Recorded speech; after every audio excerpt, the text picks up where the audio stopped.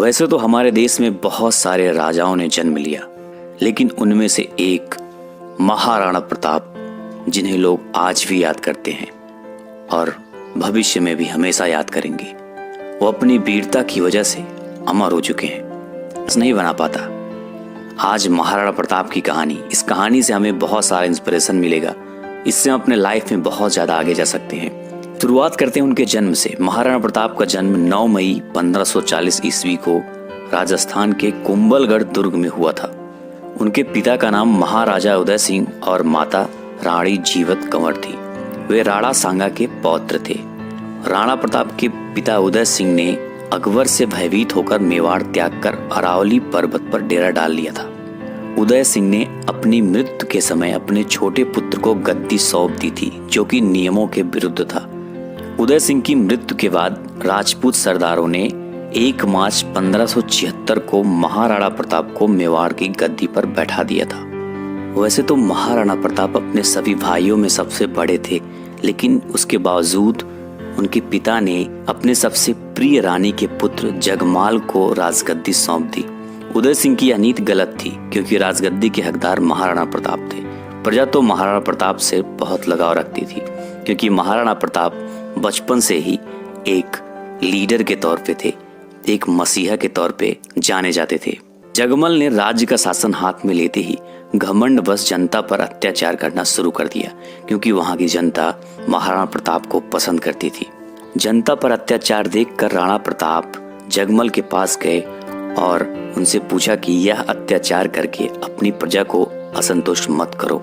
समय बड़ा नाजुक है, अगर तुम नहीं सुधरे तो तुम्हारा और तुम्हारे राज्य का भविष्य खतरे में पड़ सकता है। जगमल इससे गुस्से में आ गया और वो राणा प्रताप से बोला कि तुम्हारे पास कोई अधिकार नहीं है, मैं यहाँ का राजा हूँ, और उन्हें सीमा से बाहर चले जाने का आदेश दे दिया।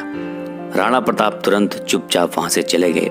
इन सबको ही देखकर समस्त सरदारों ने एकत्र होकर महाराणा प्रताप सिंह को राजगद्दी पर आसीन करवा दिया था। महाराणा प्रताप का राज्याभिषेक कुंभलगढ़ के राज सिंहासन पर किया गया था। ये सब देखते हुए जगमल सिंह नाराज होकर बादशाह अकबर के पास चले गए और बादशाह ने उनको जहाजपुर का इलाका जागीर में प्रदान कर दिया। इस तरह से जगमल को अकबर ने अपने साथ मिला लिया था। जिस समय महाराणा प्रताप सिंह ने मेवाड़ की गद्दी संभाली, उस समय राजपूताना साम्राज्य बेहद नाजुक दौर से गुजर रहा था और उस समय कई प्रतापी राज्य वंशों के उत्तराधिकारियों ने अपनी कुल मर्यादा का सम्मान भुलाकर मुगलिया वंश से वैवाहिक संबंध भी स्थापित कर लिए थे और अकबर के अधीन हो गए थे। लेकिन वीर महाराणा प्रताप कभी भी अकबर की अधीनता स्वीकार नहीं की। महाराणा प्रताप जिस घोड़े पर बैठते थे, वह घोड़ा दुनिया का सर्वश्रेष्ठ घोड़ों में से एक था। महाराणा प्रताप जब 72 किलो का कवच पहनकर 81 किलो का भाला अपने हाथ में रखते थे, भाला और कवच सहित ढाल तलवार का वजन मिलाकर कुल 208 किलो का उठाकर वे युद्ध के मैदान में लड़ते थे। सोचिए तब उनकी शक्ति क्या रही होगी। इस वजन के साथ रणभूमि में दुश्मनों से पूरा दिन लड़ना मामूली बात नहीं होती थी। इस देश में जितने भी देशभक्त राजा हुए हैं, उसके खिलाफ उनका ही कोई अपना जरूर रहा है। जयचंदों के कारण देशभक्तों को नुकसान उठाना पड़ा था। अकबर चाहता था कि महाराणा प्रताप अन्य राजाओं की तरह उसके कदमों में झुक जाए। महाराणा प्रताप ने भी अकबर की अधीनता को कभी स्वीकार नहीं किया। अजमेर को अपना केंद्र बनाकर अकबर ने प्रताप के विरुद्ध सैनिक अभियान छेड़ दिया था। महाराणा प्रताप ने कभी अकबर से हार नहीं मानी। उनकी वीरता से अकबर की सेना में डर था। रात को सोते वक्त भी अकबर के सपनों में राणा प्रताप आते थे। प्रताप की वीरता ऐसी थी कि उनके दुश्मन भी उनके युद्ध कौशल के कायल थे। उदारता ऐसी कि दूसरों की पकड़ी गई मुगल बेगमों को सम्मान पूर्वक उनके पास वापस भेज दिया जाता था। इस योद्धा ने साधन सीमित होने पर भी दुश्मन के सामने सिर नहीं झुकाया और जंगल के कंदमूल खाकर लड़ते रहे। माना जाता है कि इस योद्धा की मृत्यु पर अकबर की आंखें भी नम हो गई थी। हल्दी घाटी के युद्ध के साथ ही महाराणा प्रताप की वीरता की चर्चा पूरे देश में होने लगी थी और उनकी वीरता की चर्चा आग की तरह देश में फैल रही थी। बहुत सारे राजपूत महाराणा प्रताप को अपना नेता मान लिए थे। अकबर को इसी बात का डर भी सताने लगा था। हल्दी घाटी के युद्ध में अकबर के पास मुगल राजपूत पठान योद्धाओं के साथ जबरदस्त तोपखाना भी था। अकबर के प्रसिद्ध सेनापति महावत खान, आसफ खान, महाराजा मान सिंह, शहजाद सलीम भी उस मुगल वाहिनी का संचालन कर रहे थे, जिसकी संख्या 80,000 से 1 लाख बताया जाता है। इस युद्ध में प्रताप ने अभूतपूर्व वीरता और साहस से मुगल सेना के दांत खट्टे कर दिए थे और अकबर के हजारों सैनिकों को मौत के घाट उतार दिया था। और इसी युद्ध के दौरान महाराणा प्रताप ने मान सिंह को मारने के लिए उनकी तरफ आगे बढ़े। अपने घोड़े को उनके हाथी की तरफ लेके जाते ही उनकी ओर भाला से वार कर दिया, लेकिन मान सिंह के हाथी में लगी तलवार से महाराणा प्रताप के घोड़े चेतक का पांव कट जाता है और चेतक घायल हो जाता है। चेतक के लड़खड़ाने की वजह से राणा प्रताप भी लड़खड़ाने लगते हैं और इसी को देखते हुए विकट परिस्थिति में झाला सरदारों के एक वीर पुरुष ने, जिनका कद महाराणा प्रताप जैसे था, महाराणा प्रताप का मुकुट और छत्र अपने सिर पर धारण कर लिया था। मुगलों ने उसे ही प्रताप समझ लिया और वे उसके पीछे दौड़ पड़े। इस प्रकार उन्होंने राणा को युद्ध क्षेत्र से निकल जाने का अवसर प्रदान कर दिया था।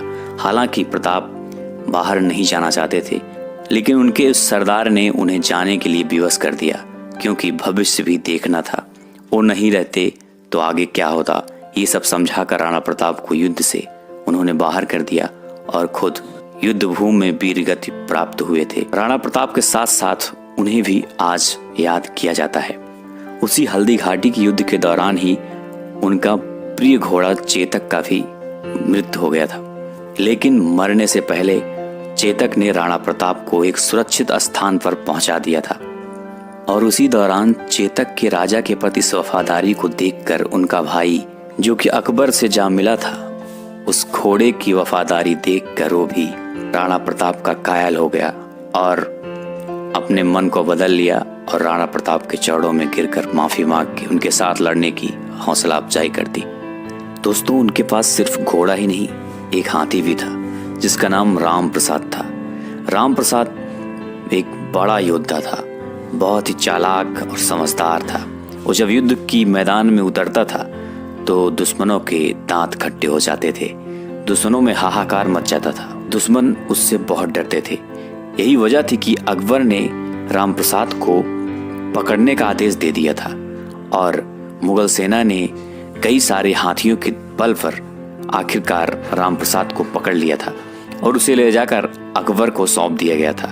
अकबर चाहता था कि वो उसकी सेना में शामिल हो जाए, लेकिन वो बंदी बनाए जाने के बाद राम प्रसाद ने अन्न जल सब कुछ त्याग दिया और आखिरकार वो कुछ दिनों के बाद वीर गति को प्राप्त हुआ। यह देखकर अकबर ने कहा था कि जब हम एक जानवर को नहीं झुका सकते तो उसे झुकाना इम्पॉसिबल है। राणा प्रताप ने कभी हार नहीं मानी। जंगलों में रह के घास की रोटी खा के वो लड़ते रहे और आखिरी तक लड़ते रहे और कभी भी अधीनता स्वीकार नहीं किया। यही वजह है कि आज भी वो अमर है। इन कठिन परिस्थितियों में जिंदगी जी कर वो अमर है। वो चाहते तो बाकी सभी राजाओं की तरह अकबर की अधीनता स्वीकार करके ऐसो आराम से अपनी जिंदगी को जी सकते थे। बड़े बड़े राजमहलों में वो भी ऐसो आराम से रह सकते थे, लेकिन राणा प्रताप ने कभी भी अधीनता स्वीकार नहीं की। उन्होंने जंगलों में रहकर, पत्थरों पे सोकर, पत्थरों पे अपना राज सिंहासन बनाकर वहीं से राज्य का संचालन करके घास रोटी खा के उचित समझा और अधीनता कभी स्वीकार नहीं की। इसके बाद मुगलों ने कई बार महाराणा प्रताप को चुनौती दी, लेकिन मुगलों को मुंह की खानी पड़ी। आखिरकार एक शेर के शिकार के दौरान लगी चोटों की वजह से महाराणा प्रताप की मृत्यु 29 जनवरी 1597 को चांडौ में हुई और इस मृत्यु की खबर सुनकर अकबर भी खूब रोया था। अकबर को इस बात का दुख भी था कि उसने महाराणा प्रताप को कभी हरा नहीं पाया था। अकबर ने कहा था, इस संसार में सभी नासवान हैं, राज और धन किसी भी समय नष्ट हो सकता है, परंतु महान व्यक्तियों की ख्याति कभी नष्ट नहीं हो सकती। पुत्रों ने धन और भूमि को छोड़ दिया, परंतु उसने कभी अपना सिर नहीं झुकाया। हिंद के राजाओं में वही एकमात्र ऐसा राजा है जिसने अपनी जाति के गौरव को बनाए रखा। और आज यही वजह है कि महाराणा प्रताप को आज भी लोग बहुत ही सम्मान के साथ याद करते हैं। उनको याद करके लोग गर्व महसूस करते हैं। उन्होंने मौज मस्ती को नहीं, कठिनाइयों को चुना था। यही कारण है कि उन्हें आज भी लोग याद करते हैं और हमेशा उन्हें याद किया जाएगा। तो इस कहानी में इतना ही। अच्छी लगी तो लाइक करना, जो लोग नए हो चैनल पर चैनल को सब्सक्राइब करके बेल आइकन जरूर प्रेस करना। फिर मिलते हैं ऐसे किसी अन्य वीडियो के साथ, तब तक के लिए जय हिंद, जय भारत।